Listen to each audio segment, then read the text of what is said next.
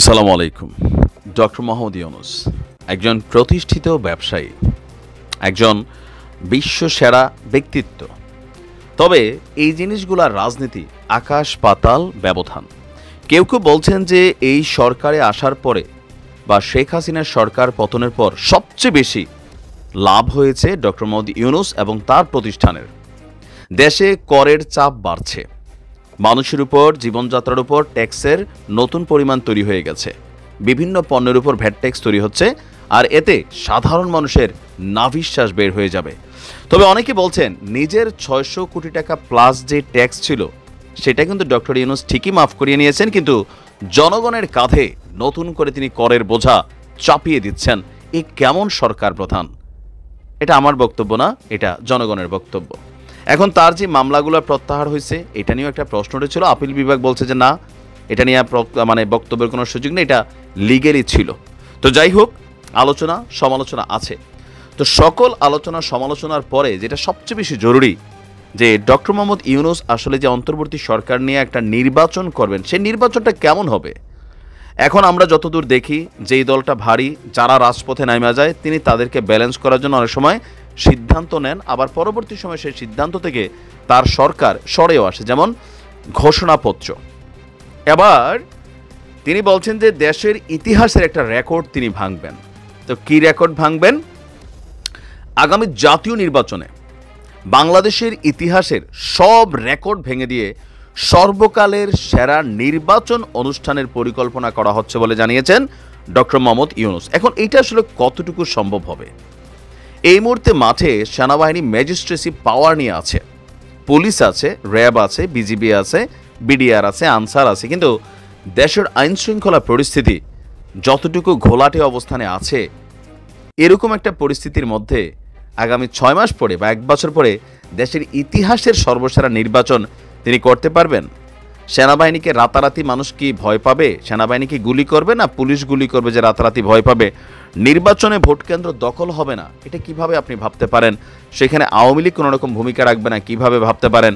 আওয়ামী লীগ এখনও নির্বাচনের জন্য নিষিদ্ধ হয় নাই।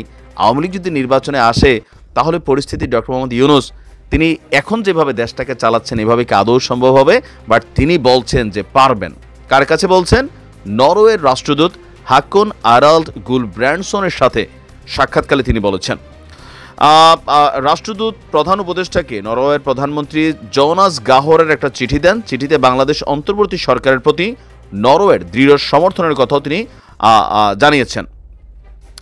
তো আপনার রাষ্ট্রদূত প্রধান উপদেষ্টা রাষ্ট্রদূতকে বলছেন, সরকার বাংলাদেশের পরবর্তী সাধারণ নির্বাচনকে সর্বকালের সেরা এবং ঐতিহাসিক করার পরিকল্পনা করছে।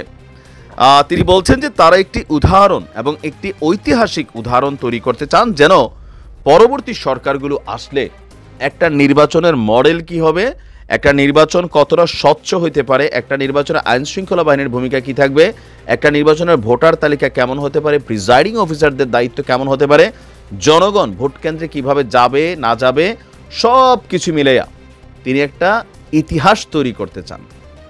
এখন বাস্তবতার জায়গাটায় ভোটার তালিকা হালনাগাদ চলছে, আমরা দেখছি, সবকিছু ফাইন, কিন্তু ভোট মানেই লুটপাট জবরদখলের খেলা। এটা বাংলাদেশের ইতিহাসে চলছে, কম বেশি সবসময় হয়েছে। একবারে বিদেশের মতন যে আমরা ভোট কেন্দ্রে গেলাম, ভোট দিলাম, চলে আসলাম, আর এখানে ভোট বাক্স নিয়ে টানাটানি নাই।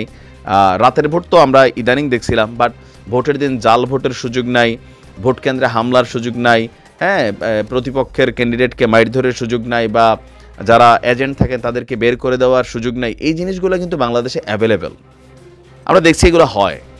তো এখন এগুলোর জন্য দরকার ছিল একটা আইন শৃঙ্খলা বাহিনীর সর্বোচ্চ লেভেলটা মাঠে ক্যারি করা। তো এখন রাইট নাও যেটা আছে, অনেক জায়গায় ভালো আছে, আবার অনেক জায়গায় আপনি দেখেন চুরি ছিনতাই বিশিষ্ট সন্ত্রাসীরা বের হয়ে গেছে।